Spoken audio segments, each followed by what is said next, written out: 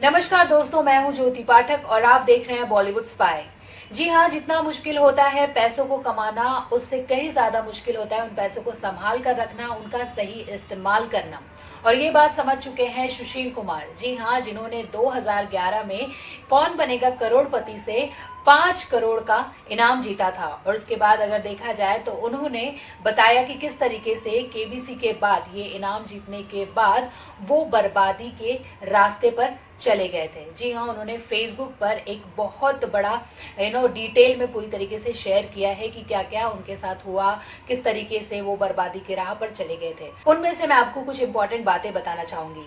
उन्होंने लिखा कि किस तरीके से उन्हें लोगों ने ठगा। जी हाँ, उन्हें गुप्त दान देने का चस्का लग गया था और उसके चलते उन्होंने कई सारे दान किए और इस बीच कई सारे लोग उनसे जुड़े जिन्होंने उन्हें ठग लिया था। और इसको लेकर जब उनकी पत्नी ने रोक टोक किया तो कहीं ना कहीं उनकी पत्नी से भी उनके रिश्ते खराब हो गए थे। और उन्होंने ये भी बताया कि किस तरीके से उन्हें शराब और सिगरेट की लत लग गई थी। जी हाँ, बुरी लत लग गई थी। उन्होंने ये बताया कि उन्होंने कई सारे कार खरीदे थे जिसको उन्होंने दिल्ली में चलवाने के लिए लगा दिए थे और फिर वो दिल्ली उनका आना जाना हो गया था सारी चीजों को देखभाल करने में। और उस बीच उनकी कई सारे लोगों से मुलाकात हुई और इस बीच उन्हें उनके साथ जब वो मिलने जुलने लगे लोगों के साथ तो उन्हें सिगरेट और शराब की बुरी लत लग गई थी, जिसकी वजह से कई सारी चीजें उनके बर्बाद हो गए।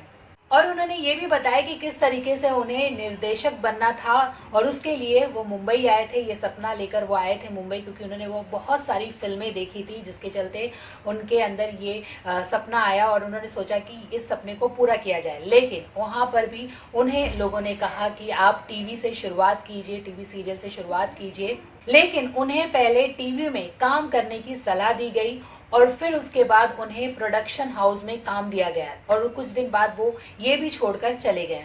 और अगर बात की जाए कि वो अब किस हाल में है तो मैं आपको बताना चाहूंगी, उन्होंने खुद बताया है कि उन्होंने बहुत चीजें, फिल्में देखी, बहुत सारी किताबें पढ़ी और उसके बाद वो खुद को समझे और वो अब सही रास्ते पर हैं। वो टीचर बन चुके हैं। उन्होंने बिहार लौटकर टीचर की नौकरी शुरू कर दी है और अब वो टीचर है। और उन्होंने यानी कि 2016 से शराब और सिगरेट की लत पूरी तरीके से उन्होंने खत्म कर दी। अब वो ना सिगरेट पीते हैं ना शराब पीते हैं। तो इस तरीके से कुछ उनकी कहानी है, कुछ किस तरीके से वो बर्बाद होके फिर अपने आप को उन्होंने सही रास्ते पर लाया।